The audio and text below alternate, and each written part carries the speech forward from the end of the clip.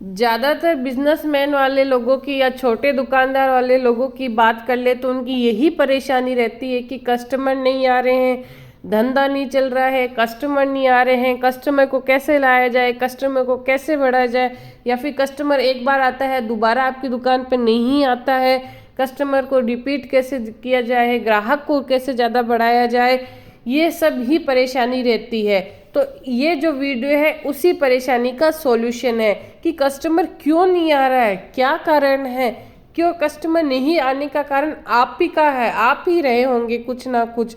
तो क्या है, वीडियो को पूरा ध्यान से सुनेगा। तो शुरू करते हैं। दुकान को बाहर से आकर्षक बनाएं। कहने का मतलब है अगर आप दुकानदार है बिजनेस में तो उसको थोड़ा सा ऐसा लुक दे बाहर से कि वो हाईलाइटेड हो, कोई चीज़ आप कस्टमर को दिखेगी तभी आप वो समझ पाएगा कि क्या चीज़ है, क्या सामान है। कई दुकानदार जो ऐसे होते हैं कि दूर से पता ही नहीं चलता कि ये किस चीज़ की दुकान है, तो कस्टमर कैसे समझेगा। तो दुकान के बाहर बड़े अक्षरों में बोर्ड लगाएं और जिस चीज़ की दुकान है उसका थोड़ा सामान बाहर के साइड रखें ताकि कस्टमर को पता चले कि ये दुकान किस चीज़ की है और कस्टमर आपके पास आए।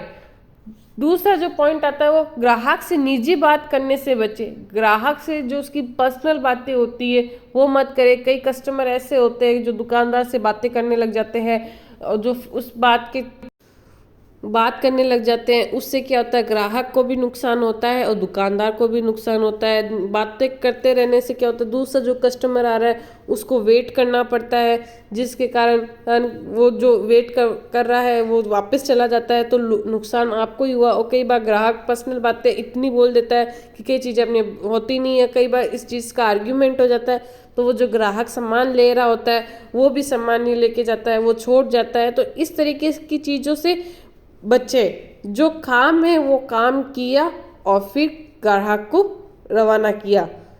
थर्ड जो पॉइंट आता है वो है दुकान को सामान से भरा हुआ रखें। सामान से भरा हुआ रखें। मैंने एक कहावत सुनी है कि अगर भरी दुकान होती है तो कस्टमर आता है, भरी दुकान को कस्टमर खाता है और खाली दुकान को दुकानदार खाता है। तो अगर आपके अंदर दुकान के अंदर सामान रखा हुआ है, सामान होगा तभी तो कस्टमर आएंगे, खाली दुकान को तो आप खुद खाएंगे। तो खाली दुकान नहीं रखने की बजाय सामान रखें, ज़्यादा सामान रखें और वो सामान रखें जो कस्टमर की आवश्यकता हो। कस्टमर की आवश्यकता के अनुसार सामान रखें ताकि कस्टमर जो है सामान देखे, उसको जो चीज़ चाहिए वो मिल जाए। अगर कस्टमर आपकी दुकान से खाली जाता है तो इसका मतलब समझ लीजिए कि वो कस्टमर आपकी दुकान पे दोबारा नहीं आएगा। क्यों? क्योंकि वो आता है और फिर उसको आप बोलते हैं कि नहीं हमारे पास ये सामान तो नहीं है, तो उससे कस्टमर दुखी होता है, वो रिपीट कस्टमर कभी नहीं आता है। तो कोशिश करें कि दुकान को हमेशा सामान से भरा हुआ रखें और दुकान अगर आपकी सामान से भरी हुई होगी तभी आपके पास कस्टमर आएंगे। इन चीज़ों को, इन बातों को ध्यान रखें तभी कस्टमर आते हैं लोग। और बिजनेसमैन क्या होते हैं, व्यापारी आदमी इन चीज़ों को ध्यान नहीं रखते हैं, फिर उनके बिजनेस नहीं चलते हैं, फिर वो कहते हैं कि हमारा तो बिजनेस नहीं चल रहा। तो बिजनेस कैसे चलेगा? कहीं ना कहीं आपकी उस चीज़ के अंदर कमी है, तभी आपका बिजनेस ग्रोथ नहीं कर पा रहा है, तभी आपके पास कस्टमर नहीं आ पा रहे।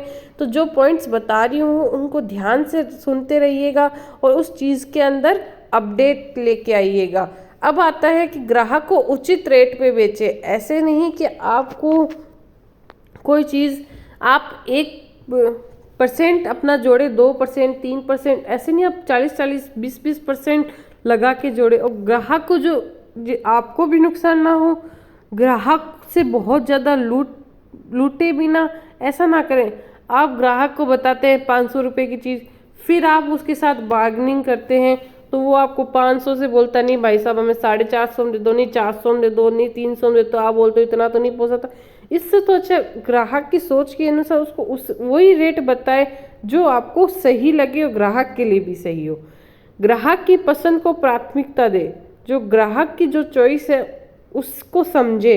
कई दुकानदार क्या करते हैं, ग्राहक कस्टमर आया दुकान में, जैसे एक कपड़े का मैं एग्जांपल लेती हूँ, कपड़े की दुकान पे आप कपड़ा खरीदने गए तो ग्राहक आया, आप उसको पहले अपना टेस्ट बता रहे हैं कि ये फैशन में चल रहा है, ये चल रहा है, वो चल रहा है, तो वो सब चीज़ें नहीं बोले। ग्राहक की पसंद को सोचें, मतलब कस्टमर की सुने कि उसको किस टाइप का कपड़ा चाहिए, किस डिज़ाइन में चाहिए, किस रेंज के अंदर चाहिए, और फिर उस चीज़ को आप उसको बताएं। आप पहले ही उसकी दुकान पे आके आप अपनी चीज़ उसके ऊपर थोप रहे, जो घर से वो सोच के आया वो चीज़ वो नहीं ले पाता है, तो फिर वो सोचता है कि यार जो मैं सोच के आया था, जो चीज़ लेनी थी वो तो ले नहीं पाया, दूसरी चीज़ ले लिया, तो फिर वो दोबारा उस दुकान पे नहीं चढ़ता है। तो ग्राहक पे कभी अपनी सोच मत थोपो, उसकी सोच को समझो और उस चीज़ को उसको बढ़ावा दो, तभी आपके पास ग्राहक आएगा। फिर आता है अंत में, ग्राहक को सम्मान देते समय लिस्ट की जांच जरूर करें। आप अगर ग्राहक को सम्मान दे रहे हैं तो लास्ट में, जैसे अपन बड़े बड़े मॉल में जाते हैं, वो इसीलिए लिस्ट की जांच करते हैं कि कहीं किसी कस्टमर का कोई सम्मान नहीं छूटे। लेकिन छोटे दुकानदार जो होते हैं वो ये चीज़ कभी कभी नहीं करते हैं। तो आपको भी क्या होगा, उस चीज़ को समझना होगा। छोटी दुकान हो चाहे बड़ी दुकान हो, कस्टमर अगर आप वो सामान लिया है तो उस कस्टमर के सामान की लिस्ट चेक कीजिए कि क्या पता कई बार अपन से भी गलती हो जाए, अपना भी लॉस हो जाता है, दो चीज़ चली जाती है, एक चीज़ ले लिया होता है। तो लिस्ट से क्या होता है कि दोनों का फ़ायदा रहता है, अपना भी फ़ायदा रहता है और ग्राहक का भी फ़ायदा रहता है। तो और ग्राहक का भी कोई सामान नहीं छूटता, अपना भी सामान कोई डबल नहीं चला जाता। अगर आप ऐसा नहीं करते हैं तो ग्राहक देखता है कि यार पैसा भी लग गया, अपना तो सामान दुकान पर ले गया, तो उसके मन में यह हो जाता है कि आपने उसको कहीं लूट तो ले लिया, या फिर जानबूझ के आपने ये सब नहीं किया। तो ये सब जो चीज़ें होती है, नेगेटिविटी होती है जो ग्राहक के मन में बढ़ जाती है, फिर वो क्या खुद भी नहीं आता और अपने आसपास वाले को भी बोलता है कि यार उस दुकान पे मत जाना, उससे तो देख मेरे को लूट लिया। अगर आप उसको लिस्ट चेक करके भेजेंगे, सब कुछ करके भेजेंगे, तो वो ऐसा नहीं करेगा। ऑनलाइन भुगतान के लिए दुकान पर स्कैन या बारकोड लगाए। कई बार कस्टमर क्या होता है कि अपना वॉलेट घर पे भूल जाता है या कैश नहीं होता, वो कार्ड पेमेंट करना चाहता है, और वैसे भी आजकल ऑनलाइन ट्रांजेक्शन चल रहा है और कैशलेस हो रहा है सब काम। तो आपको क्या करना चाहिए, एक बारकोड लगवा लेना चाहिए अपनी दुकान के अंदर। छोटा सा छोटा दुकानदार हो, बड़ा सा बड़ा हो, बारकोड रखे। अगर कस्टमर आपका वॉलेट घर पे भूल जाए या कार्ड हो तो वो इजीली पेमेंट कर सकता है। तो इन सब चीज़ों को आपको ध्यान में रखना चाहिए। और ये जो पॉइंट्स मैंने बताए हैं, अगर इनमें से आप सारों को सुधार कर ले तो बहुत ही बढ़िया बात है आपकी। अगर कुछ भी अगर आप सुधार करते हैं तो मैं गारंटी देती हूँ आपका व्यापार चलेगा, कस्टमर आपके बढ़ेंगे और आपका व्यापार जल्दी चलेगा। तो फ्रेंड्स, वीडियो को कैसा लगा, सब्सक्राइब